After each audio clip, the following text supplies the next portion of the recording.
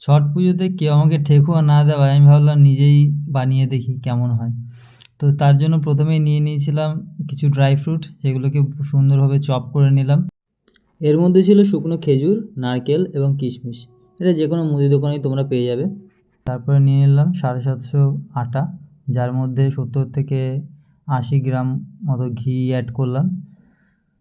আমি ঘি নিয়েছি, তোমরা চাইলে এটা সাদা তেল দিয়েও করতে পারো, কোনো অসুবিধা নেই।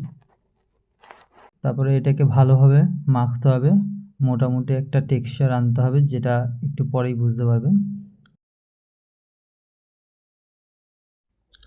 যখন দেখবে আটাটা হাতে নিয়ে চাপ দিলে একটা শেপ ধরে রাখছে, তখন বুঝতে হবে যে ময়ান দেওয়াটা হয়ে গেছে, ঠিক এরকমভাবে। এরপর নিয়ে নিয়েছি মৌরি, কেটে রাখা ড্রাই ফ্রুট এবং সামান্য চিনি।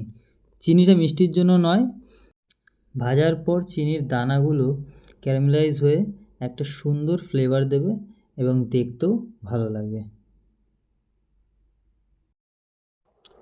এগুলো দিয়ে খুব সুন্দরভাবে আবার পুরো আটাটার সাথে মেখে নেব। আর পাশে আরেকটা বাটিতে একটুখানি গুড় এবং অল্প পরিমাণে জল দিয়ে একটু গরম করার জন্য রেখে দিচ্ছি, যাতে গুড়টা পুরো জলের মধ্যে গুলে যায়।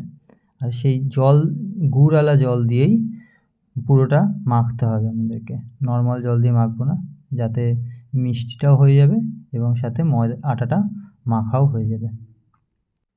আমরা অল্প অল্প করে এই জল দেবো, মানে গুড়ওয়ালা জল দেবো, যাতে একদম নরম না হয়ে যায়, কারণ ঠেকুয়ার ডোটা একটু তুলনামূলকভাবে শক্ত হয়। তাই অল্প অল্প করে দিয়ে দিয়ে দেখতে হবে যে কতটা সুন্দর হচ্ছে। তো দেখতেই পাচ্ছ যে এবার ডোটা ঠিক এরকম একটা টেক্সচার নেবে, একদম নরম হবে না, ফলে ঠেকুয়াটা বাইরে থেকে ক্রিস্পি হবে এবং ভেতর থেকে একটু নরম হবে। ঠিক এরকম হলে ছেড়ে দেবেন। তারপরে এটাকে 15 থেকে 20 মিনিটের জন্য রেস্টে দেবো। তারপরে আমরা নিয়ে নিয়েছি একটা কড়াইয়ে পরিমাণ মতো সাদা তেল। 15 মিনিট 20 মিনিট পর ডোটাকে আর একটুখানি মেখে নিতে হবে। তারপরে ওর থেকে ছোট ছোট আমরা গুলি কেটে নেব একটা থালায়। তারপরে একটুখানি সাদা তেল মাখিয়ে রাখবো, যাতে যেই ঠেকুয়াগুলোকে কাঁচা অবস্থায় রাখবো যাতে সেগুলো লেগে না যায়, তার জন্য। তো সেখানে মাখিয়ে নিলাম। তারপরে হাতে অল্প একটুখানি তেল নিয়ে ওই ছোট ছোট করে গোল গোল করে সেই ঠেকুয়ার যে ডোগুলো ছিল সেগুলো ছোট ছোট করে কেটে নেব। আর হাত দিয়ে চেপে চেপে ঠিক এরকমভাবে একটা শেপ দিয়ে নেব। আর আমার যেহেতু মোল্ড নেই, সেহেতু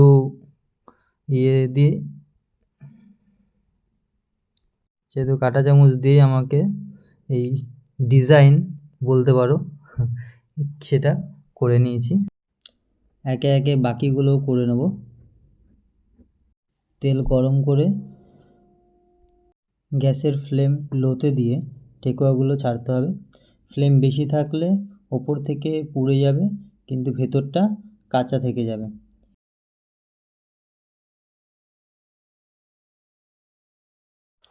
এইভাবে এক পাশটা লাল হয়ে গেলে উল্টে নেব। লো ফ্লেমে 10 থেকে 15 মিনিট আমাদেরকে ভাজতে হবে। ভাজার পর সেটাকে তেল ঝরিয়ে একটা কাগজে তুলে নেব, যাতে এক্সেস যে অয়েলটা থাকবে সেটা সে কাগজটা টেনে নেবে। তৈরি হয়ে গেল আমাদের ছট পূজার স্পেশাল ঠেকুয়া। তোমরা কমেন্টে জানিও কেমন লাগলো পুরো প্রসেসটা। টাটা।